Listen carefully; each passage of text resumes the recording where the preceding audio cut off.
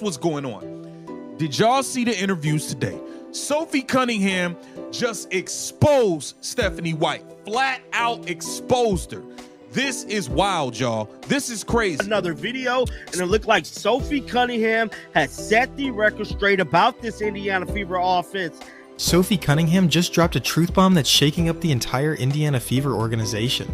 She didn't hold back when talking about their broken offense and Stephanie White's questionable coaching decisions. What she revealed about Caitlin Clark's role in this mess is absolutely shocking. The timing couldn't be worse for White's coaching career. What's going on? I mean, I know what's going on. Stephanie White's a bum and needs to be fired. That's what's going on. Do you think Sophie Cunningham was right to speak out publicly, or should she have kept these issues behind closed doors? Let me know your thoughts in the comments. Sophie Cunningham just delivered the most brutal public assessment of the Indiana Fever's coaching situation we've seen all season, and honestly, it's about time someone had the guts to say what everyone's been thinking. This wasn't some subtle hint or diplomatic response. This was a full-blown indictment of Stephanie White's offensive system and how it's completely failing Caitlin Clark.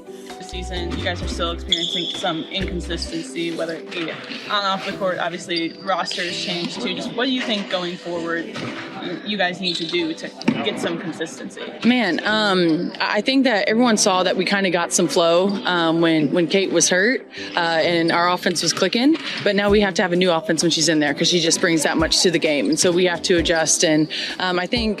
Let's break down exactly what Sophie said, because every word was calculated and devastating. When asked about the team's inconsistency, she didn't beat around the bush. She straight up said they need a completely different offense when Clark is on the floor. Not minor adjustments, not tweaks, a whole new system. That's basically telling your coach that everything they've been doing is wrong. The most damning part was when Sophie said, "We got some flow when Kate was hurt and our offense was clicking. But now, we have to have a new offense when she's in there because she just brings that much." Translation: your motion offense works fine when your best player isn't around, but it's trash when she's actually playing. How's that for a coaching evaluation? I think all of us just want it now. We know what the potential of this team can be, but we can't think about that. You really have to take day to day and stuff that worked here, we need to carry it over to tomorrow's game. We have a lot of games coming up in I think like 7 days or whatnot, and so it's mentally making sure that we're good. It's physically making sure we're getting recovery, making sure we're taking care of our bodies off the court, but we're trying to figure it out, and I think you guys see it. I think we're all a little frustrated. We're trying to figure out what's clicking, what's not clicking, what works for us defensively, but at the end of the day, I think what we can hang our hat on is not getting outworked, making sure that we're the aggressors, making sure that we're getting boards, controlling what we can control. And I think we need to do a better job at that. And if we can do that, I think stuff offensively will open up for us. This is the same motion offense that Stephanie White has been stubbornly trying to force on this team all season. The same system that turns Caitlin Clark into a spot-up shooter instead of letting her orchestrate the offense like she's done her entire career. Sophie basically confirmed what we've all been screaming: give the ball to Caitlin and let her cook.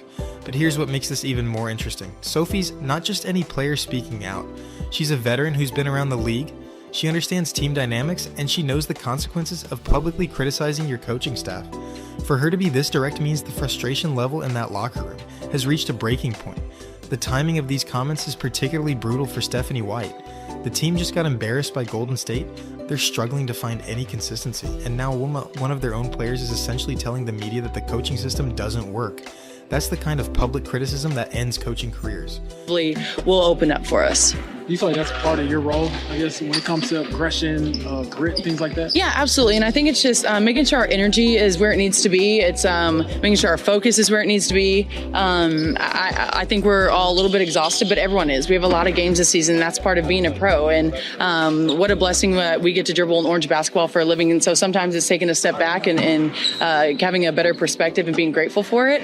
But I think tomorrow night you're going to see a lot of fight. We're starting to get a little bit pissed off, and that's, I think, what we need. We need a fire under our butts, and we should have had yesterday. We have to give credit to them. They're a great team, the Valkyries, but it's not to our standard. And so we're running out of time, to be honest, and I think that it's going to light a fire under our butts, and so hopefully you'll see kind of that energy shift tomorrow. Sophie's comment about needing to adjust when Clark is on the floor is especially revealing because it exposes the fundamental flaw in White's approach. Instead of building an offense around your best player's strengths, White has been trying to force Clark into a system that neutralizes her biggest advantages. That's coaching malpractice. The read and react offense that Sophie alluded to is exactly what Clark thrived in at Iowa, and what made her so effective during her best stretches last season. It's an offense where the point guard has the ball in their hands, makes decisions based on what the defense gives them, and creates opportunities for teammates. But White's motion offense treats everyone like they're equally important decision makers. What's particularly frustrating about this situation is that the solution is so obvious. Clark is at her best when she's controlling pace, finding open teammates, and creating shots for herself and others. She's not a catch-and-shoot player who should be running around screens hoping to get open looks. She's a floor general who needs the ball in her hands. Sophie's admission that the team plays two different styles depending on whether Clark is playing reveals just how dysfunctional this whole situation has become. Professional teams shouldn't have to completely change their identity based on whether their best player is available.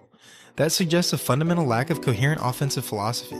Going to go on runs. That's what's supposed to happen in a game. But how do you handle that? How can you mentally and physically manage that? And so I do think that's part of my role, is making sure that the team stays together, making sure that, if we get a bad call or something bad happens, you come in, what are you going to do? What's the next play that we're going to do in order for us to get it back? And so we're trying to figure it out. We're all new. We have a new roster, but hopefully this one stays consistent. The most telling part of Sophie's comments was when she talked about the team being a little frustrated and trying to figure out what's clicking, what's not clicking.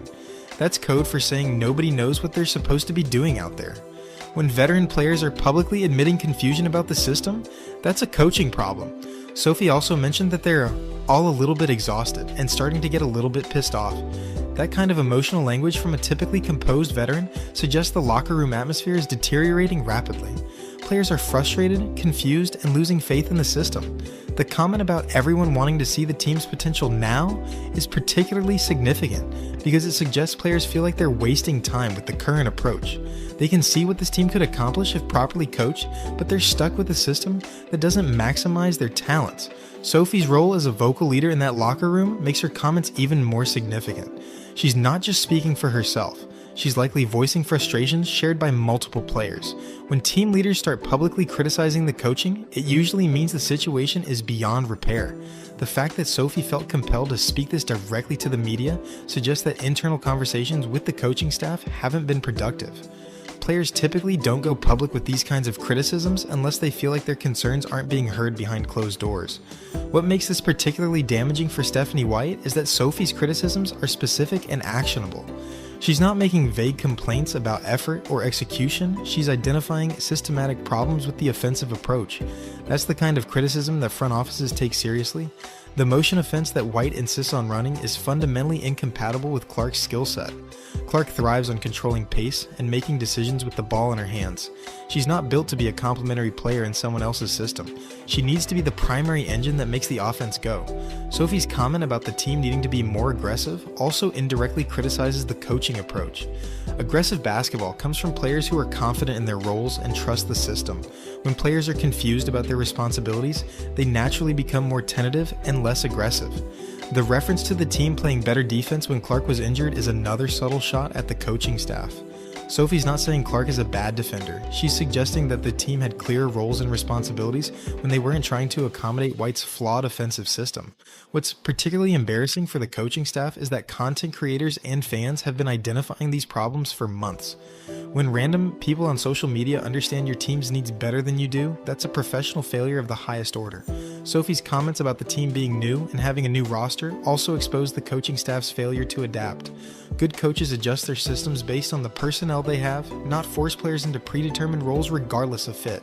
The frustration in Sophie's voice when discussing the team's inconsistency suggests players feel like they're being set up to fail. They know they have the talent to compete at a high level, but the system is preventing them from reaching their potential. The comment about running out of time is particularly ominous because it suggests like players are losing faith in the current approach. They see the season slipping away because of coaching decisions, and that's the kind of situation that leads to locker room revolts. Sophie's admission that they need a fire under our butts suggests the team has lost its competitive edge under White's coaching. Teams that are properly motivated and well coached don't need external motivation to play hard. They should have internal drive built into their culture. The fact that Sophie felt comfortable making these comments publicly suggests she's either speaking with the blessing of other players or she's reached a point where she doesn't care about the political consequences. Either way, it represents a significant escalation in the conflict between players and coaching staff. What makes this situation even more frustrating is that the Fever have all the pieces to be successful. They have a generational talent in Clark, solid role players like Sophie, and enough depth to compete with anyone. but they're being held back by stubborn coaching that refuses to adapt. The contrast between what Sophie is describing and what successful teams do is stark. Look at how the Liberty used Sabrina Ionescu or how the Lynx maximized Nafisa Collier's impact. Those coaches understand their star players' strengths and build systems that amplify those strengths. Sophie's comments also reveal the cultural problems that stem from poor coaching. When players don't trust the system, they start pressing individually instead of playing as a cohesive unit. That leads to exactly the kind of inconsistent performance the Fever have shown all season. The timing of these revelations couldn't be worse for the organization either. Just as they should be building momentum toward a playoff push, they're dealing with public criticism from their own players. That's not the kind of distraction any team needs during a crucial stretch. What's particularly damaging is that Sophie's criticisms are coming from someone who generally keeps internal matters internal. For her to go public with these concerns suggests the situation has reached a point where diplomatic solutions are no longer possible. The reference to the team getting outworked and needing to be aggressors also indirectly criticizes the coaching staff's preparation and motivation techniques. Well-coached teams don't consistently get outworked by opponents. That's a cultural and systematic problem. Sophie's comment about the team needing to control what we can control is particularly telling because it suggests players feel like important elements of their success are out of their hands. That's exactly how players feel when they don't trust their coaching staff's decisions. The admission that the team looks completely different with and without Clark exposes the coaching staff's failure to develop a coherent identity. Professional teams should have systems that can adapt to personnel changes without completely altering their approach. What makes this public criticism even more significant is that it's coming during a crucial point in the season when teams should be coming together, not falling apart. The fact that veteran players are publicly questioning the coaching approach suggests internal fractures that may be irreparable. Sophie's comments represent more than just frustration with recent results. They reveal fundamental philosophical differences about how this team should be constructed and coached. When players and coaches have those kinds of disagreements, something usually has to give. The way Sophie emphasized that Clark just brings that much to the offense is particularly significant because it highlights how the coaching staff has failed to harness that impact. Instead of building around Clark's unique abilities, they've tried to diminish them to fit their predetermined system. The organizational implications of these comments are massive too. When veteran players start publicly questioning the coaching philosophy, it puts tremendous pressure on the front office to make difficult decisions. They can either support their coach or support their players, but they probably can't do both. Sophie's reference to the team playing with more flow when Clark was injured is especially damning, because it suggests the current system actively works against their best player. That's not just poor coaching, it's organizational malpractice at the highest level. The fact that Sophie felt the need to clarify that no one wants to see anyone injured shows she understands how her comments might be interpreted. She's not celebrating Clark's absence. She's highlighting how broken the system is when their best player makes the team worse by being on the floor. The energy and effort issues that Sophie mentioned are classic symptoms of poor coaching. When players don't believe in the system or understand their roles, they naturally play with less intensity and focus. That's a direct reflection of leadership failure. Sophie's comment about the team being a little bit pissed off is particularly revealing because it suggests that frustration has been building for a while. This wasn't just a reaction to one bad game, it's the culmination of months of systematic problems. The way Sophie talked about tomorrow's game showing a lot of fight suggests the players are ready to take matters into their own hands. When players start talking about playing with emotion rather than execution, it usually means they've lost faith in the strategic approach. The scheduling concerns that Sophie mentioned also highlight how the coaching staff hasn't prepared the team for the rigors of professional basketball. Good coaches manage their players' energy and preparation throughout long seasons, not just hope they can gut through difficult stretches. Sophie's emphasis on taking a step back and having a better perspective suggests the team's approach has become too rigid and overthought. Sometimes the best basketball is simple basketball, and the Fever seem to have lost sight of that under White's system. The way Sophie discussed her role in keeping the team together reveals the leadership vacuum that exists in the coaching staff. When players have to take on coaching responsibilities, it usually means the actual coaches aren't doing their jobs effectively. The mental and physical management issues that Sophie referenced are particularly concerning because they suggest systematic problems with how the team prepares and recovers. That's fundamental coaching stuff that should never be a problem at the professional level. Sophie's comment about building off consistent performances suggests the team has been stuck in a cycle of one step forward, two steps back. That kind of inconsistency is usually the result of unclear messaging and poor preparation from the coaching staff. The way Sophie talked about figuring it out multiple times throughout her comments suggests nobody really knows what they're supposed to be doing. That kind of confusion and uncertainty is toxic to team chemistry and individual confidence. What makes Sophie's criticism even more powerful is that she delivered it while still trying to be supportive of her teammates and organization. She could have been much more critical, but she chose to focus on systematic issues rather than personal attacks. The defensive concerns that Sophie mentioned are also telling, because they suggest the team's problems go beyond just offensive philosophy. When a team is struggling on both ends of the floor, that's usually a sign of comprehensive coaching failure. Sophie's reference to the team being new but needing to stay consistent highlights the coaching staff's failure to establish clear expectations and standards. New teams need strong leadership and clear direction, not confusion and mixed messages. The way Sophie emphasized controlling effort and communication shows she understands what good basketball looks like, which makes the coaching staff's failure even more obvious. When players have better understanding of fundamentals than their coaches, that's a serious problem.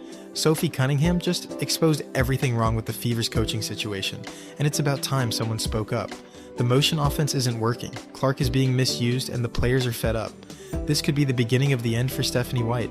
What do you think happens next?